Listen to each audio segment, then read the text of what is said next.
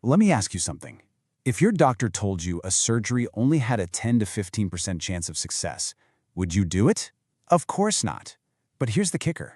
What if I told you that's the actual success rate for most major change projects in the business world? Dear book lovers, welcome to another insight-packed book summary episode of Summeripedia. We are here to bring you more titles in less time. Today, we're going to explore the important and highly practical lessons from The Leader's Guide to Storytelling by Stephen Denning. Now, if you're a leader or you aspire to be one, and you're tired of just managing people and you want to start really inspiring them to act, then you're going to want to stick around for this. So here's what we've got on top. We'll start by uncovering a leader's hidden superpower. Then we'll open up a whole toolkit of different stories for different jobs. After that, we'll zero in on how to spark some real action. We'll also meet the author, Stephen Denning, before we wrap it all up with a quick recap. Sound good? Let's dive in. Okay, first up, the leader's hidden superpower. For way too long, storytelling has been brushed off in the business world as a soft skill. But what we're about to see is that it can deliver some incredibly hard, tangible results. So the old way of thinking, it kind of looked down on stories. They were seen as, fuzzy, squishy, even irrational. Just fairy tales that had no place next to cold, hard data. But Denning says, no, that is a massive mistake. The new way gets that a good narrative is incredibly engaging. It's memorable. It doesn't just throw facts at you. It actually inspires people and gets them thinking for themselves.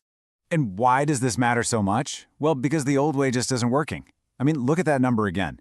A 10 to 15% success rate for major corporate initiatives. It's a catastrophic rate of failure. Your spreadsheets and your PowerPoint slides just aren't cutting it when you need people to truly change. You need a better tool in your belt. So if logic and reason alone are broken, what's the fix? Well, it's not just one thing. It's a full toolkit of stories. Denning shows us that storytelling isn't some one-size-fits-all solution. It's more like a versatile set of tools, and a really effective leader knows exactly which one to pull out for the right job. So check this out. Denning lays out this whole portfolio of story types. If you need to spark action, you reach for a springboard story. Want to build trust? You tell a who you are story. Need to share some complex information? A simple narrative that explains a problem and how it was solved is your best bet. And you can even use humor and satire to shut down the rumor mill. Each story has a very specific and very important job to do. And the key here is to make it real. For instance, to build trust, you can't just walk in and say, "Hey, trust me." It doesn't work. Instead, you share something that shows who you are. The famous CEO of GE, Jack Welch, used to tell this story about how his mom chased him into the locker room after a tough hockey loss. And she told him, "If you don't know how to lose, you'll never know how to win." Wow. That one little story tells you so much more about his character and his resilience than any corporate mission statement ever could.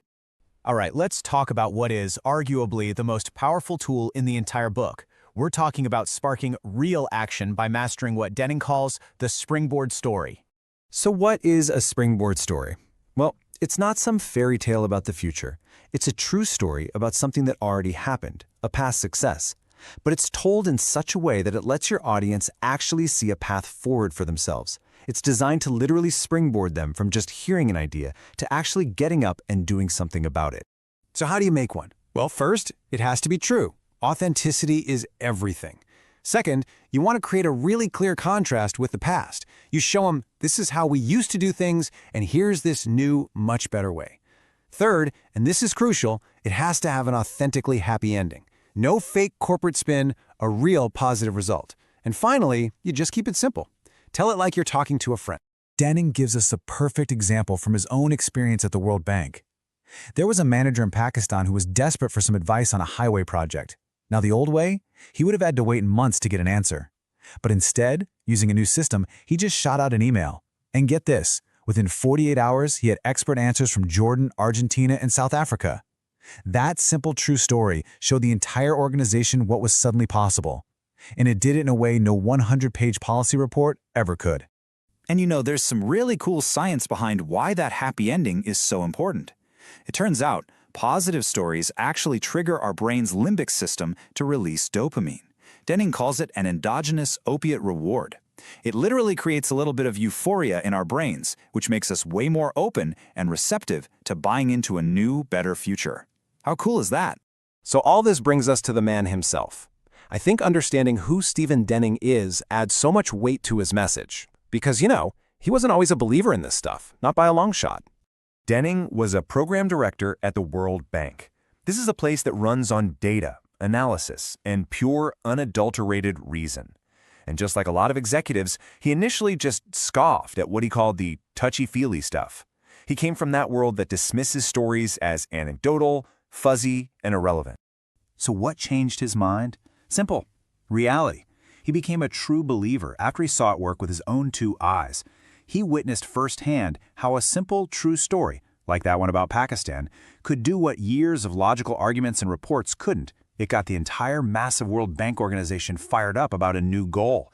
His expertise isn't just theory from a book. It was forged in the real world.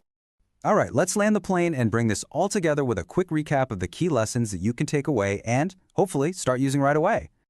So, what have we learned? First, pure reason alone is just stunningly ineffective at inspiring change. Storytelling works because it engages our whole brain, not just the logical part. Remember, as a leader, you need a whole toolkit of stories for different goals. And your most powerful tool for getting people to act is the springboard story.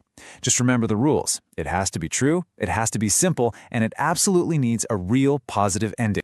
Thanks for watching. Don't forget to like, comment, share, and subscribe for more impactful book summaries from Summerpedia. So we'll leave you with just one final thought to chew on. Based on everything we've just talked about, what story will you tell tomorrow?